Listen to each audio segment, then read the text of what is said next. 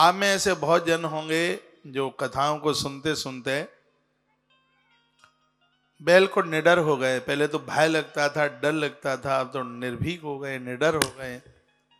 पहले तो बड़ा भय लगता था जी, सालिग्राम घर में रखेंगे कहीं चौपट ना हो जाए, ये ना हो जाए, वो ना हो जाए, और पता नहीं क्या क्या डराने डरूने वाली बातें बोलते हैं। माताएं सालिग्राम की पूजा नहीं करेंगी। माता पार्वती तो नारी में ही गिनती आती है।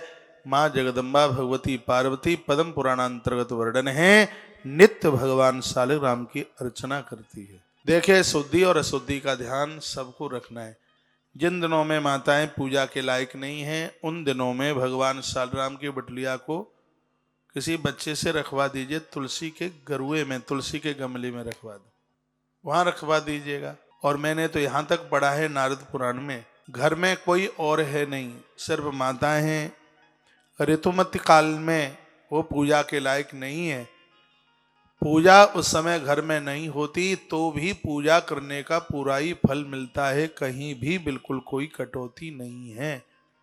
ऐसा भी तो वर्णन है। मार्कंडेय पुराण में लिखा है कि अनुष्ठान के बीच में, पूजा के बीच में यदि कहीं ऐसी पोजीशन बन जाती है तो उस समय नारी को किंचित मात्र भी दोष नहीं लगता पूजा हवन यज्ञ छोड़ने में, और उसको छोड़ देना ही चाहिए। देवी देवताओं को स्पर्श न करे। तो हमारे ग्रंथों में तो बड़ी सहूलियत ही बताई। अब आप ये सोचे नहीं जी, हमारी तो 8 दिन तो पूजा पाठ में निकले ही गए, अब तो एक ही दिन है, ये तो सब वैसी थोतली बातें, ये सब कुछ नहीं होता, तो अपराध जघन्य हो जाएगा। छोड़ देना ही चाहिए। नीच बुद्धिम न कुर्वीता पुराणज्ञ कदाचन। नीच बुद्धि न रखें परमात्मा के प्रति, भगवान की कथाओं के प्रति।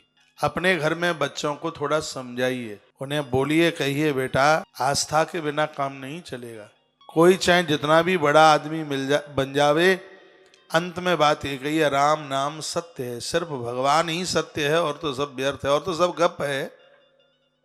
ईश्वर ही सत्य है, सत्य ही ईश्वर है, इसके बिना किसी का काम चल नहीं सकता। रावण के पास कितनी संपदा है। सीता हरण की कथा का मतलब क्या है?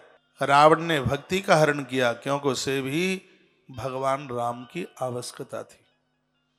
उस रावण की चर्चा कर रहा हूं, काल जिसकी पार्टी से बना, इंद्र जिसके घर में जल भरे, पवन झाड़ू लगावे, ब्रह्मा जिसे वेद पढ़ाने के लिए आवे, उस रावण को भी प्रभु राम की आवश्यकता पड़ी। तो मुझे और आपको ईश्वर की जरूरत क्यों नहीं है? अपने बच्चों को बोलिए वो आस्तिक बने, शाकाहारी बने, जीव हत्या ना करें। इस बात के ऊपर मैं बहुत जोर दे रहा हूं। जीव की हत्या बहुत हो रही है।